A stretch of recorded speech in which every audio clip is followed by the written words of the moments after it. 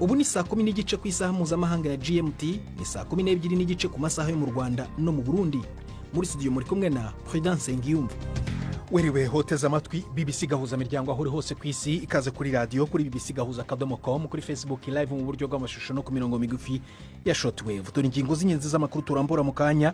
Umutwe w'abarwanyi ba M23 urashinja igisirikare cya Repubulika ya Demokarasi ya Kongo ibikorwa byo kwitegura gutera aba barwanyi mu turere dutandukanye two mu ntara Kivu ya ruguru ni y'epfo. Dufite amakuru ahamye yuko bari kurunda ingabo y'Uvira zivuye Kalemi. Hari amato abiri yageze ibuvira ejo bundi ku cyumweru tariki ya 10. Mu Burundi haravuga urugendo rw'iminsi 5 rw'intumwa ya Papa Leo. Aragenzwa n'iki? Abagiye gukomeza imigenderanire hagati y'u Burundi na leta ya Vatikano, aho mbere muri iminsi 5 agiye kumara hano azokora ibikorwa bitandukanye byerekana ko leta y'u Burundi imaze gukura. Mu Rwanda ho Minisitiri w'Intebe mushya Justin Nsengiyumva yatangaje gahunda ya guverinoma y'imyaka 5 ifite intego yo kuzamura ubukungu ku rugero rw'9% buri mwaka. Leta Zunze Ubumwe za Amerika yafatiye ibihano Pareko FF, umutwe witwaje intwaro muri Repubulika ya Demokarasi ya Kongo ukorana na leta ya Kinshasa, birimo no gufatira imitungo yawo. Umuyobozi wayo ahakana ibirego. Tugiye kubandikira tureka ko bibeshe n'abana b'abantu, tunabereka ko abakoze ibyo bintu ari runaka na runaka bazahita bakosora nabo n'abana b'abantu. Abanyamurenge baba mu Burundi bibutse ku nshuro ya 21 bene wabo barenga 160 biciwe mu nkambi y'impunzi y'Igatumba. Turagiye no muri Philippines ahavugwa abimukira b'Abarundi bamaze igihe cy'umwaka urenga bafungiwe ku kibuga cy'indege Manila mu murwa mukuru. Ni ibintu biteye ubwoba, tubaho nabi, abasekirite badutuka bavuga ko dusa nabi, turibijuju, hakagera igihe twe tujya koga muri toilette. Mu Burundi turajya ku mupaka wa Gatumba aho abasanzwe bakora ubucuruzi bw'ubwikorezi bafite ubumuga bavuga ko ibura ry'igitoro mu gihugu riri kubagiraho ingaruka by'umwihariko. Nifise n'uwusuguma tugaca tugaburamwo kabiri nawe. Ubu honyene ubu sindengeze 50 aha ndatashe narenze 105 n'uwishoboye yatwaye nk'utuntu nyene turemereye n'amajana 2 yayaroho. Mu Burundi haravugwa izamuka rikomeye ry'ibiciro by'inzoga, abazinywa n'abazigurisha barinubira kimwe. Ibiciro byaraduze kubera igitoro, ari umuntu w'umugabo uravuga ati reka ngene kukanywa kamwe winyabyuka kanywa umenga wakibye, naho babidogije ntitubironka uko bitegerezo. Hano nk'uno munsi ntitwigeze turonka nta Primus nta Musteri. Turajya mu Rwanda kandi ku kirwa cya Munanira mu ntara y'Amajyaruguru, kimwe mu birebwa na gahunda yo kwimura abatuye kubera ko gifatwa nk'ikiri mu manegeka, ariko bamwe mu batuye bafite akangononwa. Twarya iki byiza baturika ngaha tukajya turarya ibyo dusanzwe turya, asogokuru n'abasogokuruza bavukiye hano barakuriraho barasaza.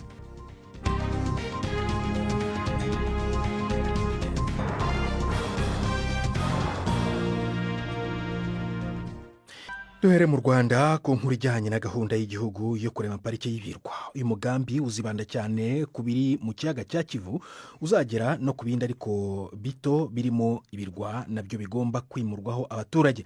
Leta ivuga ko bizakorwa kugira ngo bijye mu bigize iyo parike cyangwa se bishyirweho ibikorwa bikurura ba mukerarugendo nk'amahoteli. Ikirwa cya Munanira kiri mu kiyaga cya Burera mu ntara y'Amajyaruguru ni kimwe mu birebwa n'iyi gahunda. Gifite uburanga gakondo ariko gifatwa nk'ikiri mu manegeka kubera imiterere yacyo. Bamwe mu bagituye bavuga ko bibagoye kuhava, cyakora hari n'abandi bemera kwimurwa gusa bakaba bafite ikibazo cyaho bazerekeza. Mugenzi wacu Jean Claude Mwambutsa arahanyerukiye aganira na bamwe mu batuye atuzanira inkuru. None amafaranga n'agakura he ati leta n'ikiro w'amafaranga wo kugura amabuye. Umusaza Gasana Gerivazi ni umuturage w'ikirwa gito cya Munanira kiri mu kiyaga cya Burera. Ni ikirwa gihanamye cyane ku buryo no kugenda ukandagije ibirenge neza bitorohera utahamenyereye nkanjye wari uhageze bwa mbere. Yambwiye ko iki kirwa cyatuwe kuva kera cyane nubwo ari gito cyane, dore ko kiri ku buso bwa hegitari 5 gusa.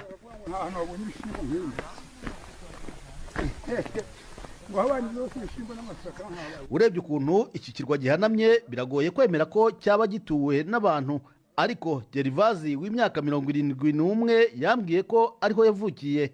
Ariko se avuga iki ku mushinga wo kwimuka kuri iki kirwa nk'uko byifuzwa na leta. Twarya iki ibyiza batureka ngaha tukajya turarya ibyo dusanzwe turya, asogokuru n'abasogokuruza bavukiye hano barakuriraho barasaza.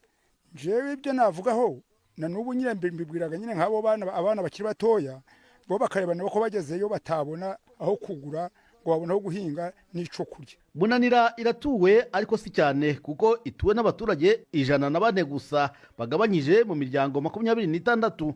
Aba babayeho mu buryo bwa gakondo bagatungwa hanini n'umusaruro w'ubuhinzi bwabo. Umubyeyi Ntawirinda Yudita avuga ko kuhaba ari amaburakindi. Kuvino byo twarabyemeye turabishaka, ariko ico twasabye ko badushakira ubutaka bugufi bakatwubakiramo tukava no kuri iki kirwa. Nta mazi meza tubona, nta muriro, abanyeshuri bakaziva ino bagoye, ubwo tukadushaka kugira ngo bazaduhe n'icombo kiza kidutwara ariko bakatwubakira bugufi.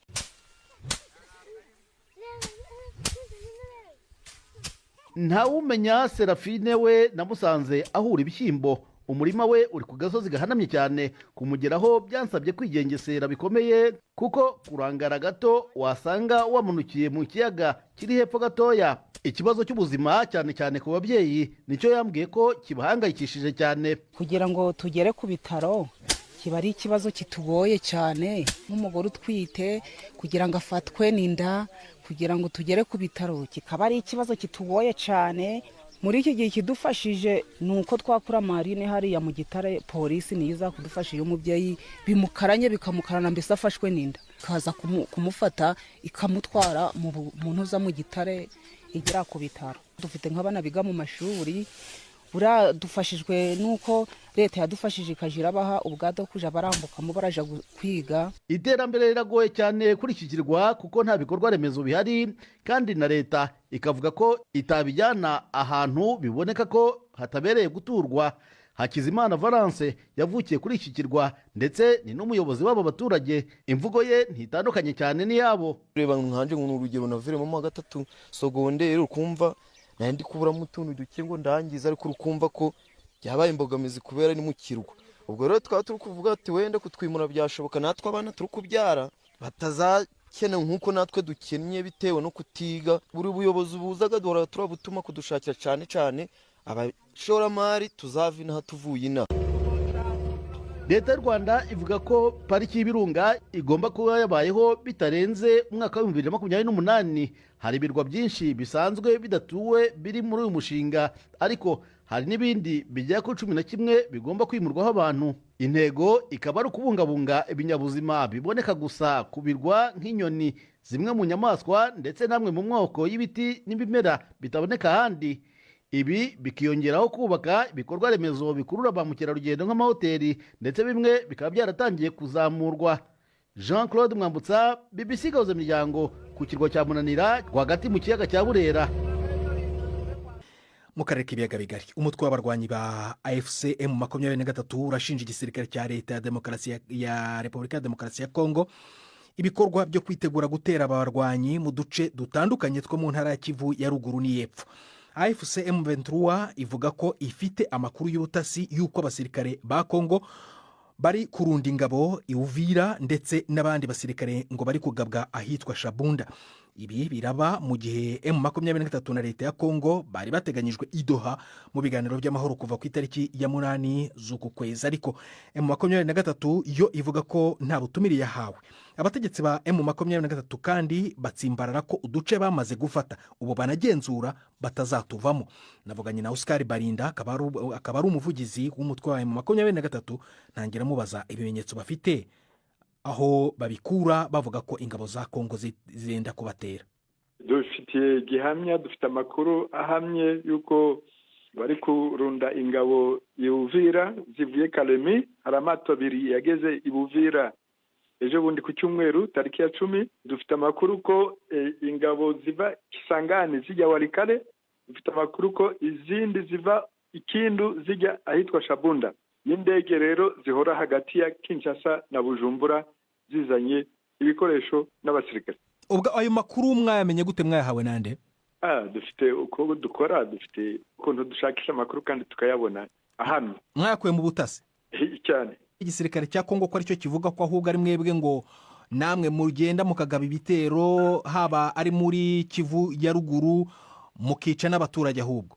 Umva tumaze iminsi twandika inzandiko twozohereza umuhuza yuko ubu ngubu umuhuza yananiwe n'uburyo yakohereza ubutumire bwo kugira ngo dusubire mu mishyikirano tariki 8 uzi ko ariho imishyikirano yagomba gutangira. Kwe tukiva hariya muri Doha batangiye badutera. Cyambere baravuze bati no bari abantu bagomba kuva mu duce twose bari barimo, kandi nta hantu byanditse muri ariya masezerano ya Doha, ahantu na hamwe byanditse. Urumva baragenda rero mwarabuze minisitiri wabo Patrick Muyaya nicyo yatangaje muri wa mugoroba wa tariki 19 z'ukwezi gushize. Icyo nari kukigarukaho ariko kubera kugikomojeho reka tugikomeze.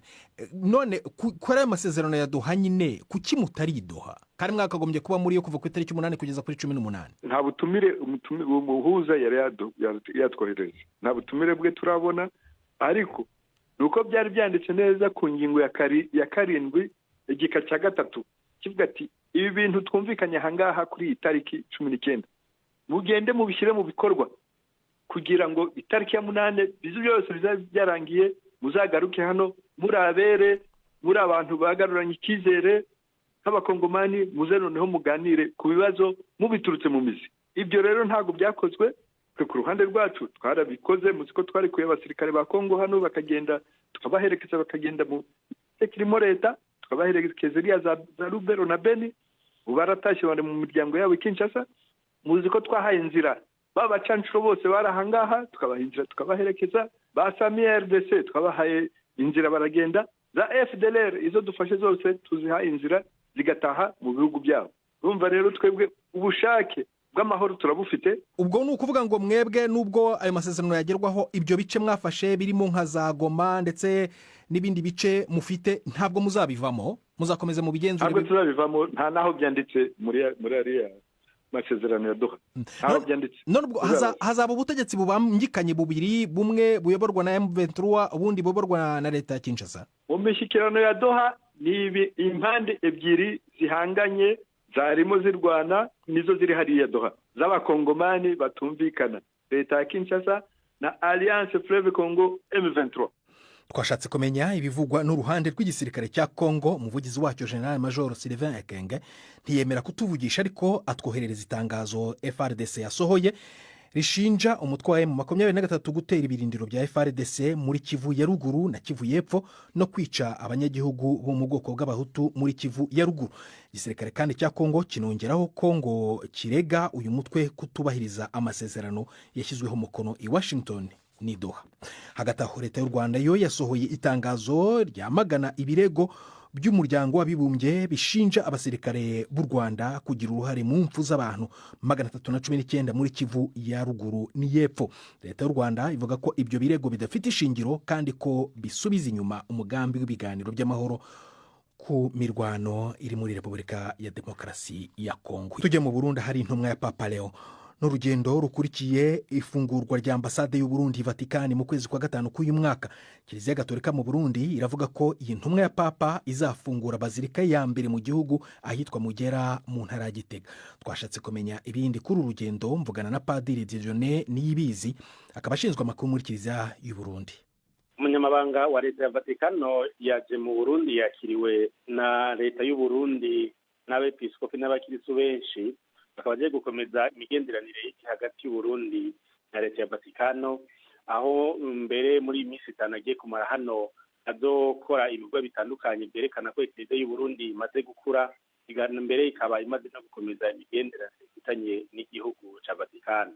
Mwamenya yuko haci imyaka 60 Burundi butangwa imigenderanire na Vatikano, mbere muri uyu mwaka mu kwezi wa 5 akaba ariho n'u Burundi bwuguruye ubuserukizi bwabwo hariya i Vatikano. Hanyuma kandi mu bimugenza turazi yuko mu Burundi hiciwe intwa ya Papa mu Burundi mu mwaka wa 2003 itariki 29 z'ukwezi kwa 12, maze muri ico kibanza mu Minago akaba azohashinga icibutso cyaho bazokubaka ivuriro ngo baze bamwe bibuka ivyo byahabereye. Kandi azohagarikira gushira igikomo ku masezerano yo gushira mu ngiro amasezerano nyamukuru yasinywe hagati y'u Burundi na leta ya Vatikano ku byo Eklezia na leta y'u Burundi bahuriye ko ari nk'ibijanye n'amashuri, amavuriro, eka n'ibindi bisata bitandukanye, ari nko kwivuza, ari nk'abanyororo, ingene leta ibafasha n'ingene Eklezia yobafasha. Ikindi kandi mu bimuzanye gikomeye cyane ni uko hariya imugera ahatanguriye intebe ya mbere y'umwepiskopi mu Burundi, iyo sengero izokwitwa icese isengero nkuru ya papa, no kuvuga Basilique du Pape mu Burundi. Iyo paruwasi iri Mugera bayihisemo kugira ngo bayite Basilica kubera ko ariyo ya mbere yari ifite se iyo ntumwa, cyangwa hari ikindi bashingiyeho? Si yo paruwasi ya mbere mu Burundi, ahubwo ni paruwasi ya mbere yagize intebe ya papa n'uva katedrale.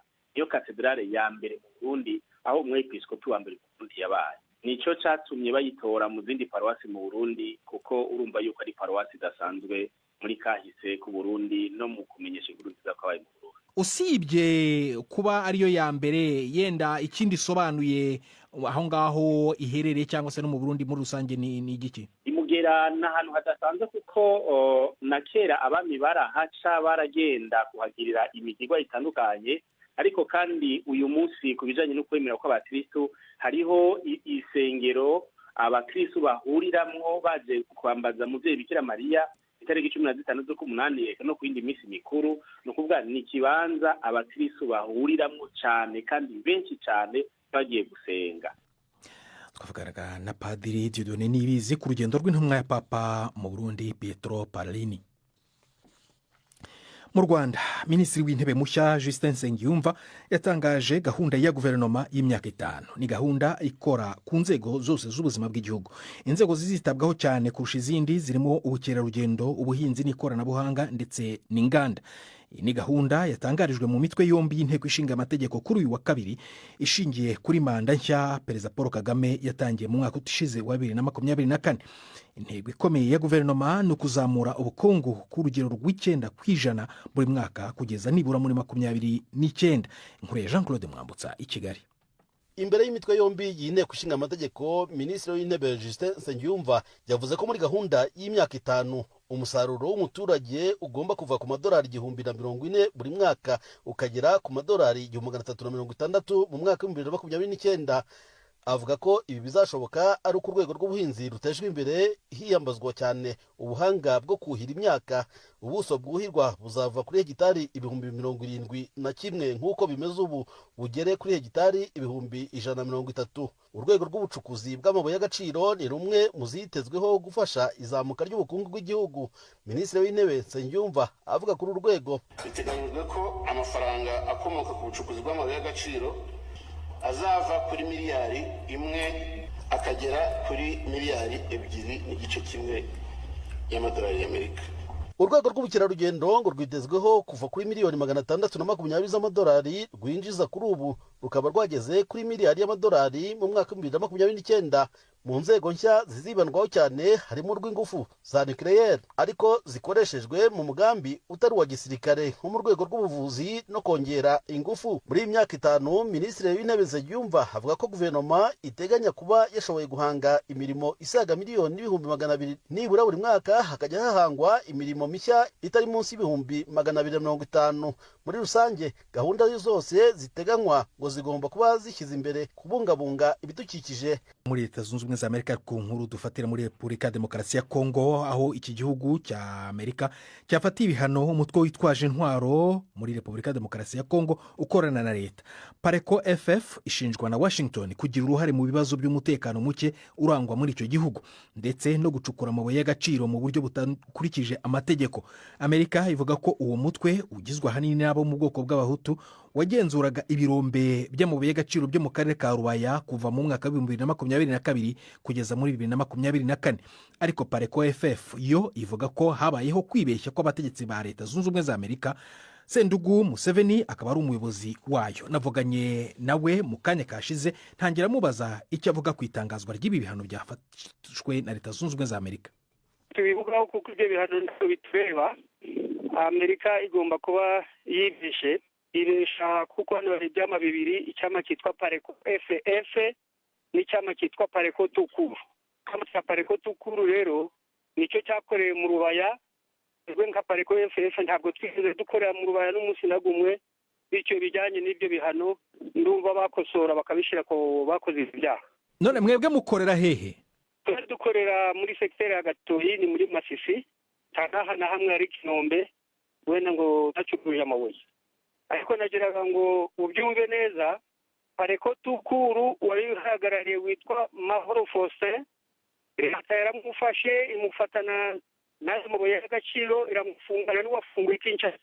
Tuzi impamvu rero batabyanditse ko bakoze nkaho utarigeze ahagera. Ariko ibyo ari byo byose Leta Zunze Ubumwe za Amerika ntabwo ari injiji kugira ngo ibe iyobewe ko hari iyo mitwe ibiri ya Pareko na Pareko FF. None kuki bahisemo kubafatira ibyo bihano ntibabifatire uwo mutwe wundi wa Pareko Tukuru nk'uko bivuga? Leta Zunze Ubumwe za Amerika zigizwe n'abantu kandi umwana w'umuntu yakwibirisha. Baravuga ko Leta Zunze Ubumwe za Amerika ivuga ko ifite ibimenyetso simusiga birimo amafoto yafashwe n'ibyogajuru, birimo amavideo, birimo ndetse n'ubuhamya bwatanzwe n'abantu. Ibimenyetso simusiga bavuga ko uwo mutwe wanyu ari wo wakoze ibyo bikorwa byo gucukura amabuye y'agaciro ku buryo butemewe n'amategeko. Ibyo bimenyetso ntabwo mubyemera? Nta n'ibyabayeho, ubwo ibiriho nuko Pareko Tukuru arabigumiye kuri Pareko FF, bagenda bajya mu binyanga aribyo bita ibinombe, bagezeho baracukura. Ibyo nta wabihakana,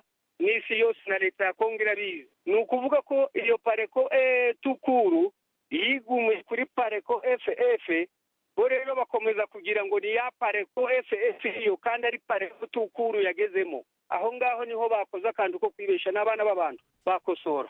None ko rero ibyo bihano byamaze gutangazwa, ubwo mwebwe mugiye kubikoraho iki? Tugiye kubandikira tubereka ko bibeshe n'abana b'abantu, tunabereka ko abakoze ibyo bintu ari runaka na runaka, bazahita bakosora nabo n'abana b'abantu. Nibatabikosora muzabigenza gute? None se ntiwarumva umuntu w'inzira karengane, bazaba bari kurenganya abantu, ariko bazakosora kuko bazareba ibyo turandika, tubehe n'amazina, tubahe n'ibimenyetso, bazabihuza n'ibyo bafite, bazasanga bibeshe. None ibyo bihano mwebwe babafatiye mubifiteho impungenge ko bishobora kubagiraho ingaruka mu bikorwa musanzwe mukora muri uwo mutwe wanyu wa Pareko FF? Oya, nta mpungenge byatugeraho, ariko noneho kutubeshyira ibyo tutakoze nibyo tudashaka. Nose kuvuga ngo njyewe Museveni ngo bagende ngo bafate ibyanjye biba muri Amerika mfite yiriye ntari nanagerayo. Ibyo ntacyo, ariko turavugisha ukuri kugira ngo babyumve. Baravuga General Kigingi agera muri Amerika afite y'umutungo gungana iki, gere des avoirs, turabyumva, ariko twe turavugisha ukuri, tubabyira babikoze aribo bafatira ibyo bihano. Ubwo twe nta mpungenge, ahubwo nuko tubona ko bari kureka ababikoze, ariko ntabwo babizi. No kuvuga ngo mwebwe nta n'imitungo mufite muri Leta Zunze Ubumwe za Amerika nubwo bayifatira ntacyo bivuze? Bafatira itabaho. Twebwe turi Pareko FF, ababikoze ni Pareko Tukuru. Mwebwe mukorana na leta ya Kinshasa? Dukorana na leta, turabazalendo, dukorana na leta, nta kibazo. Sendugu Museveni, umuyobozi w'umutwe w'abarwanyi Pareko FF, ariko nisegure kuri iryo jwi rya telefone, kuri uwo murongo wa telefone utari umeze neza cyane. Tujye mu Burundi. Abanyamurenge bahaba bibutse ku nshuro ya 21 bene wabo biciwe mu nkambi y'impunzi yo mu Gatumba. Iyi nkambi yari ku rubibi rw'u Burundi na Repubulika ya Demokarasi ya Kongo, ariko nta ntumwa zaje ziva muri Kongo nk'uko bisanzwe bigenda. Kandi rero abitabiriye umuhango w'uyu munsi wabereye mu Gatumba nyine bari bake cyane ugereranyije n'indi myaka yabanje. Umutwe FNL Paripehutu warwanyaga leta y'u Burundi icyo gihe ukoresheje intwaro wemeye ku mugaragaro ubwo bwicanyi bw'abahutu barenga 160 mu mbabarire, nubwo waje kubihakana nyuma. Ariko kugeza ubu ababuze ababo baracyarindiriye ubutabera. Inkuru ya Patrick Waso wagiye aho uwo muhango wabereye.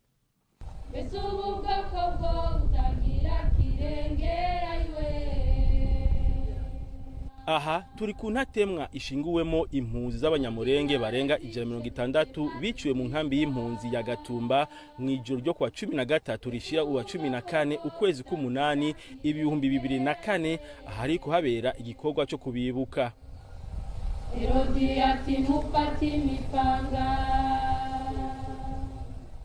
Bitandukanye n'indi myaka, abitavye iki gikorwa bari bake cyane kandi nta majambo menshi yahavugiwe. Abashyitse muri ico kibanza bari bambaye impuzu zirabura ubona ko bijiriwe. Bamwe mu bafasoni bari baje kwibuka babo bavuga ko bibabaje kubura uwawe ukabura n'ubutungane. Tuje kwibuka kuko twababaye, turashavuye nyine, twaje kwibuka abacu kuko badusize.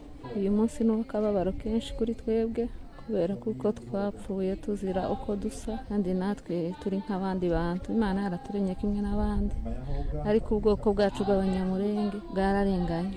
Twasaba kuko mwoturenganura natwe tukagira amahoro, tugatura mu gihugu kimwe n'abandi.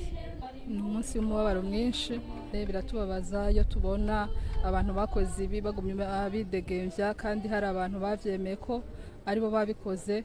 Bibaye imyaka 21 nta butungane, batarahanwe kandi bidegembya mu gihugu. Uwaserukiye imiryango y'abanyamurenge yaburiye ababo muri iyo nkambi yo mu Gatumba, Lazare Sebitereko, nawe nyene yagarutse ku kibazo cy'ubutungane. Ico twebwe dutekereza habuze ubushake, kuko abavyemerewe barahari, baba baranahereye no kuri abo bemeye bati twebwe twabikoze bagaheraho. Ariko iyo hatari ubushake ntaco twogeraho. Mu gihe rero abantu bapfiriye mu maboko ya Nations Unies irahari, imyaka 21 iraheze. Abantu bapfuye bavuye muri Kongo bafite igihugu cabo, abantu bafite aho baguye Burundi. None abo bantu bose nitwe twirirwa tugenda dukomanga tuti nyabuna nimutunganyiriza abantu. Ntibiramenyekana impamvu umugigo wo kwibuka impunzi z'abanyamurenge biciwe mu Gatumba witabwe n'abantu bake ugereranije n'indi myaka. Iryo bara rikigwa umuhari Palipe Hutu FNL wagwanya leta y'u Burundi ukoresha ibigwanisho waremanze ko ari wakoze ico gitero cyahitanye abantu 166 hakomereka abarenga 200.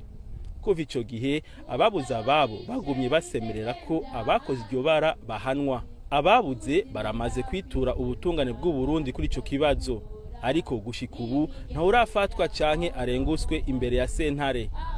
Mu Gatumba, Patrick Waso. Tujye muri Philippine ku nkuru y'abimukira b'abarundi bavuga ko bamaze igihe cy'umwaka urenga bafungiwe ku kibuga cy'indege Imanira mu murwa mukuru. Abo barundi bagera ku 8 biganjemo abagore n'abana bemeza ko binjiye muri Philippine bagiye gusaba ubuhungiro, ariko aho kubuhabwa batabwa muri yombi. Umwe mu bavuganye na BBC yinubira ko babayeho mu buryo bubi burimo kutabona ibyo kurya bihagije ndetse n'isuku. Bongeraho ko banakorerwa ihohoterwa ririmo nko gutukwa n'abashinzwe umutekano, ariko abategetsi b'u Burundi bo bavuga ko icyo kibazo cyabo batakizi. Inkuru irambuye tubaze Alain Majesté uri i Buruseli. Uyumvira umwaka n'amezi 2 utabona izuba, abana bataronka aho bakinira, bataronka ivyo bakina mw'ishamba aho byo babigendeka. Uyu numwe mu barundi 8 bahoye ku kibuga c'indege ca Maniye mu gihugu ca Philippine ni muri Aziya yo hagati mu kiringo kirenga umwaka. Twaronse bigoranye aho bari binjiye gusaba ubuhungiro, naho atashimye ko mwidondoro y'uje habona avuga ko nishiramwe hase rifasha impunzi ryabatereranye. Aho turi abantu 8, abana 2 b'abahungu, abakobwa 2 n'abamama 2.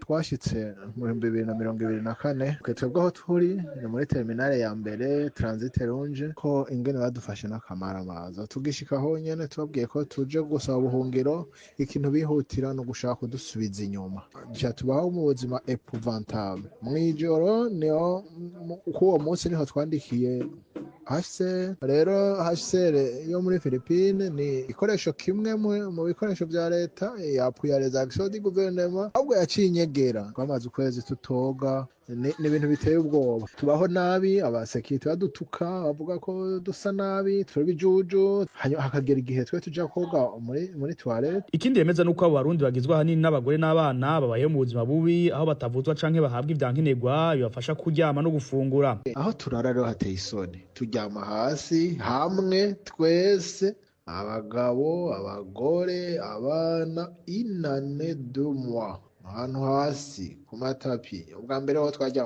ku makaroto n'ibara ni hamwe nyene yamagwaye amafyigo, yamagwaye kubera aryama nabi. Malheureusement umugwaye ntavugwa nabi, ufite anemia, ufite hyperglycemie canke hypoglycemie, hari n'abagutuka, hari n'abo gufungura ntibyoroshe. Abarundi baboheye kuri ico kibuga babonye ataho bitaho bavuye bitura ishiramwe ry'abarundi b'impunzi ryo mu Bubiligi, Burundi and Refugee Voice, risanzwe rikorana n'ishiramwe HCR ku mugabane wa Buraya. Desire Ndayizeye arirongoye avuga ko naho basemereye vyabaye ivy'ubusa.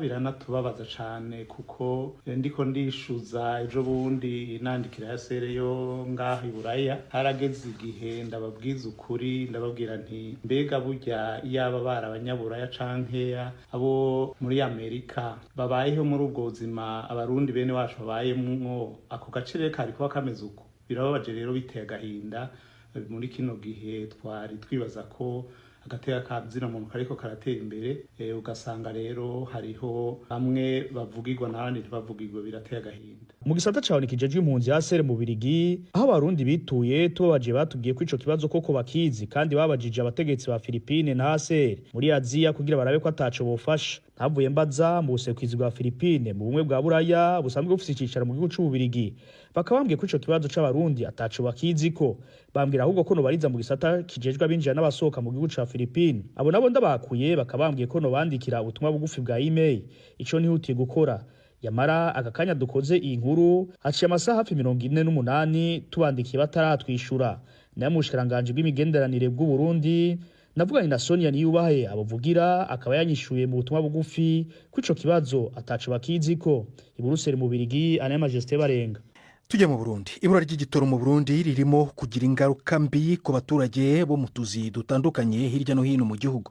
Mu Gatumba ku rubibi Burundi buhana na Repubulika ya Demokarasi ya Kongo abagendana ubumuga bakora akazi ko gutwara ibintu ku magare y'amaguru atatu cyangwa se amapine atatu bavuga ko ubu bakora bahomba uretse kubura imizigo bajabukana cyangwa bakura muri Kongo banavuga ko basigaye bagenda inshuro nke cyane ku munsi kandi n'inyungu ikaba ntayo. Inkuru ya Patrick Waso.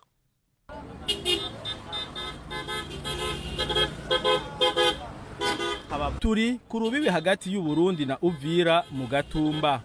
Uruja n'uruza ni gwinshi. Imodoka n'ipikipiki ziracana canako. Hari abagendana ubumuga biyungunganije bashiraho ishiramwe ryabo ADPH. Ishiramwe ry'abantu biyegeranije bagendana ubumuga ritwara ibidandazwa iUvira. Bavuga ko kuva hibonekeje ikena ry'igitoro mu Burundi ubu bakora bahomba. Kandi ivyo biremezwa na Josephine Nzeyimana akora ako kazi. Izi ingaruka z'igitoro nta muntu n'umwe zitokorako. Twebwe natwe ingaruka tugira kuko urabona nka twebwe ingaruka tugira n'abahora barangura ibintu bikava kure bakadohereza imizigo ntibaba bakibirangura. Icyo usanga nabo batakirangura ibikwiye kubera uburyo bwo kwiyunguruza natwe biradukorako. Agahombo ni kanini no kuri uyu mutama yemeza ko yatangiye gutwara imizigo muri Kongo kuva mu 1972. Pascal ntibazonkiza. Atari mutiyazi hari umuntu wese agira inturo zitanu yagira gatanu ubu ntiturenza gatatu uwihanganye yemeye kurarayo nyene muri Kongo yemera gutura kane nari kuronka n'ibihumbi 50 ibihumbi 80 ngenda ntwaye nk'ibihumbi 60 40 kugeraho nijana nagera ndarirose ariko kubera ntagikora za turo nico gituma ayo mafaranga ntayaronka mfise n'uwunsi uguma tugaca tugaburamwo kabiri nawe ubu honyene ubu sindengeze 50 aha ndatashe narenze 150 n'uwishoboye yatwaye nk'utuntu nyene turemereye n'amajana 2 yayaronka. Abaja kunywesha igitoro muri Kongo ngo birashika bagatwara akazi bano bagendana ubumuga. Rimwe na rimwe novuga ko duhomba kuko hari igihe igitoro kibura tukabura akazi ngaha umva agahombo kaba kabonetse kubera abajya kurangura bazana imizigo ngaha babura aho bapakira. Hari agahombo kuko nk'abakiriya bavana imizigo ko mu gisagara ca Bujumbura urumva ntibayizanira ku mwanya cyane bayizana ku bwinshi cyane naho bayizana usanga bizimvye. Mwishiramwe ry'abantu biyegeranije bagendana ubumuga nabo nyene baremeza ko bamaze imisi bakora nabi kubera ikena ry'igitoro. Innocent Akimana icegera cy'utwara iryo shirahamwe arasaba bijejwe kubatezurira igitoro kiboneke nabo batore mitende. Karushe kwa karonka hakiri igitoro kw'imizigo yaza ku bwinshi abantu ntumva n'abagenda kurangura ntibabazimba cyane twosaba ko kwanza leta y'u Burundi ko ikora ibishoboka byose kugira ngo igitoro kiboneke kugira ngo ubuzima busubire kugenda neza. Ko twibaza ko atari twebwe twenyene bikora ko n'abandi bibakora leta y'u Burundi yokora ibishoboka byose kugira ngo igitoro gishobore kuboneka ubuzima bw'abanyagihugu bugende neza. Mu Gatumba Patrick Waso. Bujumbura ariko ubu aho isaha yo gufata rimwe nk'uko abarundi babivuga igeze. Iryo rimwe rero ko badasobanukiwe n'amarenga y'abanywi ni icupa ry'inzoga ariko ryabaye imboneka rimwe nyuma y'uko uruganda ruzikora Braludi ruzamuriye ibiciro by'inzoga muri iki cyumweru. Bumwe mu bwoko bwazo nka Amstel Royal bwazamutse ku kigero cya 80%. Braludi isobanura ko nyirabayazana y'iri tumbagira ry'ibiciro arizamuka mu bindi biciro by'ibikenerwa mu kuzitunganya. Inkuru ya Patrick Waso i Bujumbura. Turi muri kamwe mu bunywero bukunda kuba bufise abantu benshi bahateramira mu gisagara hagati ca Bujumbura, ariko uyu mugoroba abantu bahari ni bake ugereranije n'indi minsi. Abakozi bahakorera nta kazi kanini bafise, bamwe barasamariye kuri telefone zabo, abandi bariko bakira abashitse babatuma ico bafata. Abaje kuhateramira ngo nibashimye ingingo y'ihinguro Braludi yo kuduza ibiciro kuko nizo nzoga badugije ibiciro ntiziboneka. Nta buryo dufise ariko umuntu akaronsa kamwe arakanye ntibisa nk'uko ahantu usanga abantu benshi bari ngaha mu kabari. Ibiciro byaraduze kubera igitoro. Ari umuntu w'umugabo uravuga ati reka ngene kukanywa kamwe winyaduka kanywa umenga wakibye. Uravye igihe igihugu cacu kigeze ko kuvyerekeye ubutunzi birumvikana ko ibiciro bishobora kuduga, mugabo kigoye nuko naho babiduza ibyo binyobwa tutabironka ahantu hose, kandi ivyo biciro baba bashizeko usanga batabikurikiza. Ico nico kibabaje, biduge mugabo biboneke. Uyu afise ubunywero mu gisagara hagati muri quartier Rohero, wewe ngo izo nzoga ntazo baronka uko bavyifuza, bigace bateranya n'abaje kuhateramira. Naho babidogije ntitubironka uko bitegerezwa. Hana nkuno munsi byari sanse ko dutegerezwa kuronka inzoga, mugabo muguye ntitwigeze turonka na Primus na Amstel dufise zijya Bright, kandi umva n'abakiriya baridoga kuko bataronka ico bifuza. Tubura babinwa tukaba dupanze, bisaba ko turi harwaye kuri abakozi niki, umva si ikintu cyoroshe. Mu buraruko bw'igisagara ca Bujumbura hoho ngo baronka inzoga imwe ariyo Amstel Bright nkuko twavyiboneye ikamyo izizanye.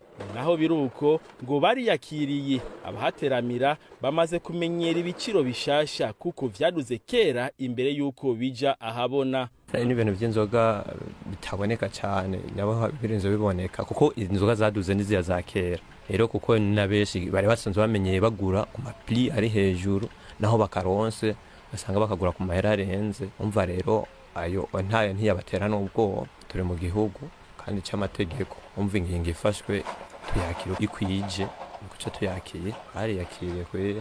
Turondeye abo mwihinguriro Braludi ntibashimye kugira ico batuyagiye.